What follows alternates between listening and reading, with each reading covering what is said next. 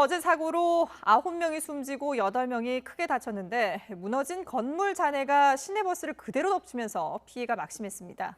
경찰은 오늘 오후 국립과학수사연구원과 함께 현장 합동 감식을 할 예정입니다.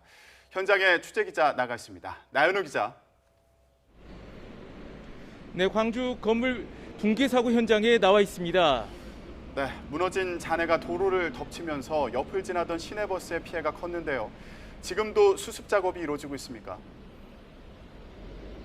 네, 그렇습니다. 현장에서는 혹시나 모를 상황에 대비해서 수색 작업이 이루어지고 있습니다. 아침 8시부터 수색 작업이 시작됐고요. 현재 중장비 2대와 그리고 소방대원들이 잔해 더미를 돌아다니면서 혹시나 이 안에 매물자가 있는지 확인하는 모습도 볼 수 있습니다.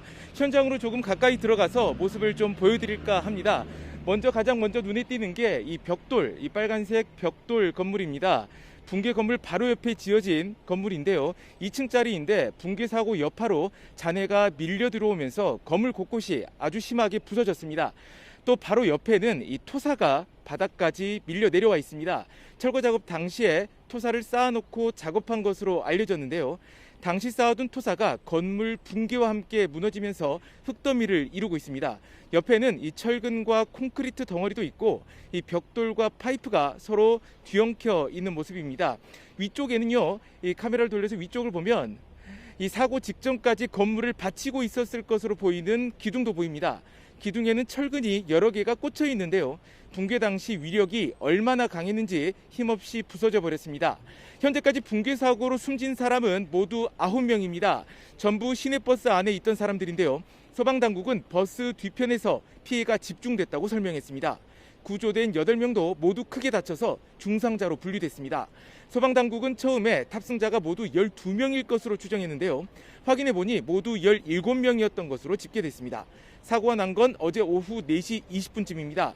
안타깝게도 시내버스가 정류장에 멈추는 순간 붕괴가 이루어졌습니다. 무너져 내린 곳도 하필 도로와 정류장 방향이었습니다. 공사 관계자는 사고 직전에 붕괴 조짐이 있었다고 설명했는데요. 이에 따라 현장에 있던 작업자들을 대피시켰다고 했습니다. 그러면서도 건물 앞 인도를 통제했지만 도로는 통제하지 않았던 것으로 조사됐습니다. 경찰은 전담 수사팀을 구성해서 붕괴 사고를 조사할 계획입니다. 우선 오늘 낮 1시에 국립과학수사연구원과 합동 감식을 벌일 예정인데요. 경찰은 철거업체 관계자를 상대로 안전수칙이 준수됐는지와 업무상 과실 여부를 집중적으로 수사할 방침입니다. 국토교통부도 조속한 사고 수습과 향후 재발 방지 대책 마련을 위해 장관을 본부장으로 한 사고수습본부를 운영하고 있습니다.